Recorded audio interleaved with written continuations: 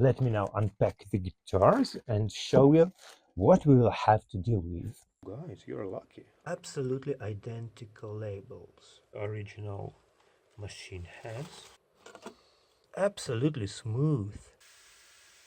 So let's now examine the bracing. It has fur, it has whiskers. Hi guys, welcome back to my humble workshop. Today I'm going to tell you about another very interesting guitar manufacturer from behind the Iron Curtain. This manufacturer was located in German Democratic Republic, East Germany. It's called Musima. Such guitars were very rare and very sought after guitars in the Soviet Union. Musima wasn't, kind of a big factory, big plant with vast facilities. There used to be a number of small workshops run by Hermann Schaller, Herbert Schaffner. By the way, I showed you their guitars before. You may find a special playlist devoted to such guitars on my channel, and I'll add the link into the description of this video if you are interested in such cases. And then these small workshops merged into one, say, joint venture. It happened in 1952. And ever since, Musima became the biggest East European guitar manufacturer. I'm really happy that I managed to come by such a guitar. And I'll tell you more. I managed to buy 2 guitars of the same model. I'm saying I'm lucky because it's really hard to buy such a guitar, at least in my country, in Belarus. You have to check the classified ads every day with the hope that someone decided to sell such a guitar. And believe it or not, it's kind of mystical thing. I managed to buy even 2 such guitars in 1 week. This is kind of esoterical law of coincidence.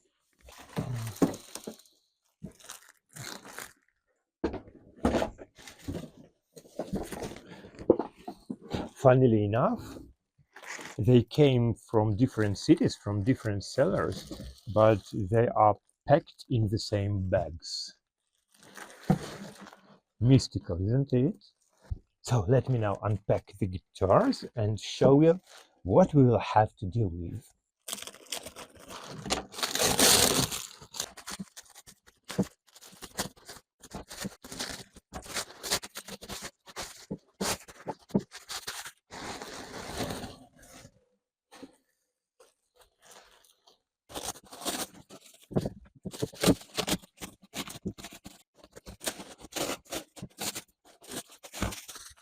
Shrouded in mystery treasure from the Communism-Era Germany. I'll try and unveil it a little bit. Look, they have the same hairstock style, but in different colors.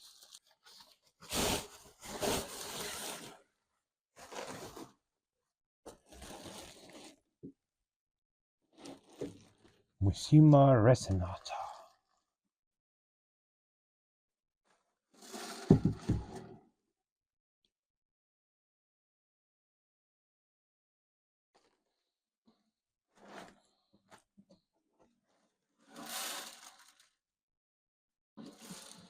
It's a rattle. It has sand in it or something.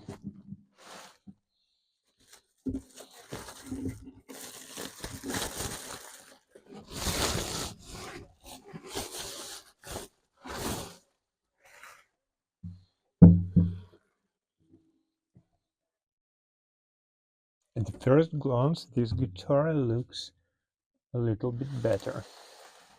I'm now going to record close up to show you the details. The headstocks are pretty much the same. Both guitars have steel strings. It's a pity. Classical guitars are not supposed to be used with steel strings. Here we have partly original machine heads, but they have been customized by somebody. I'll have to replace them. Here the tuners are modern, just simple Chinese tuning pegs.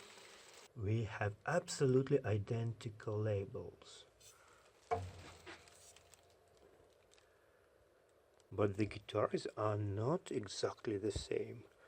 We have different rosettes. It's not a wooden inlay here, it's just a sticker made of paper. Furthermore, the guitars are made of different wood. Here we have mahogany, and here it's something like maple, I think, under the dark varnish. On both guitars we have problems with their heels, the result of steel strings put on a classical guitar. And as usually somebody tried to glue it, but to no avail. I'll have to remove all this substandard glue from here. The bridges are the same, made of rosewood, but here the bridge is cracked.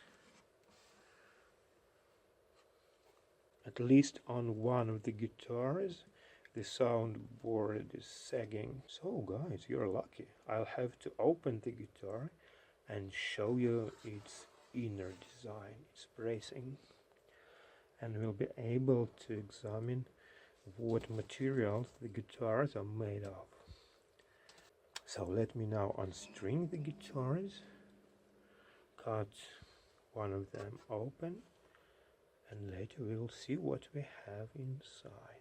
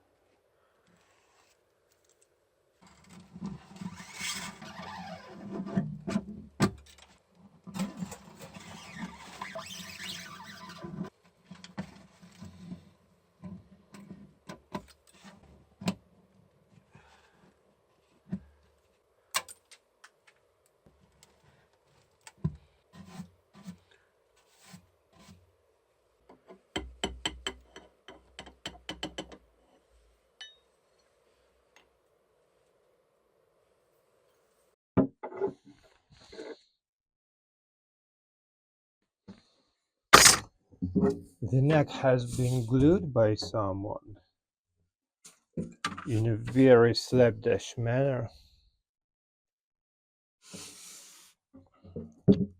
They used epoxy. It will be really hard to take it apart now, but the neck goes at almost correct angle. I think I'll just have to fill in the gaps, properly sand it, remove all these glue drippings, and then just paint it. So let's now examine the bracing. One of the braces is missing. This one, I'll have to replace it with a new one and lift up the fretboard extension somehow.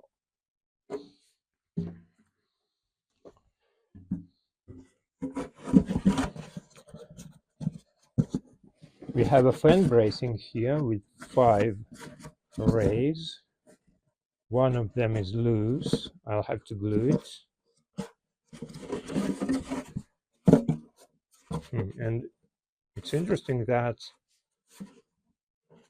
this harmonic brace goes diagonally like this. Usually it goes parallel with the bridge, but here it goes at an angle like this.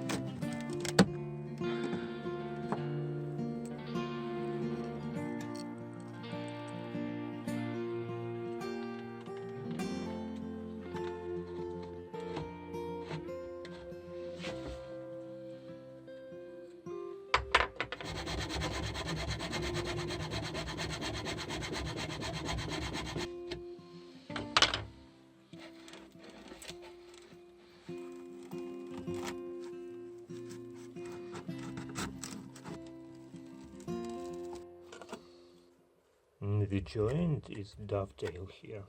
And also here you may notice that the top is made of plywood. It is not solid spruce. The top layer popped off with this part of the fretboard. And here you may see the inner layer. And it's not made of spruce, it's something else. Older, I think. And look at the fret, it's absolutely smooth. This is a unique feature of Musimas. I've never seen such frets on any other guitar.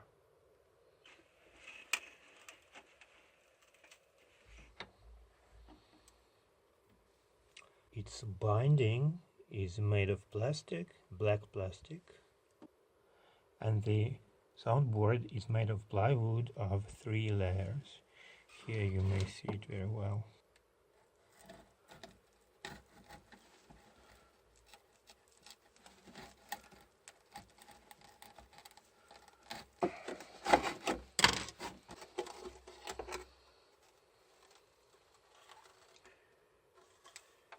Oh gosh, what is this? A bill! Old Belarusian money. 20,000 rubles. I think this guitar used to be a home for a mouse. I'm not going to touch it with bare hands.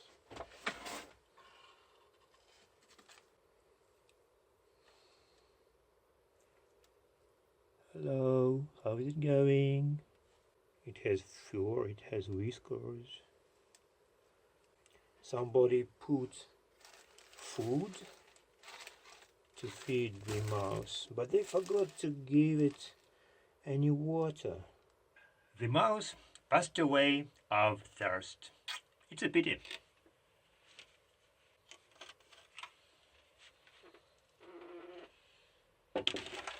what the guitar's bracing looks like. A fan with this oblique brace. This surface is quite rough. Here we have another layer of spruce, as well as on its outer.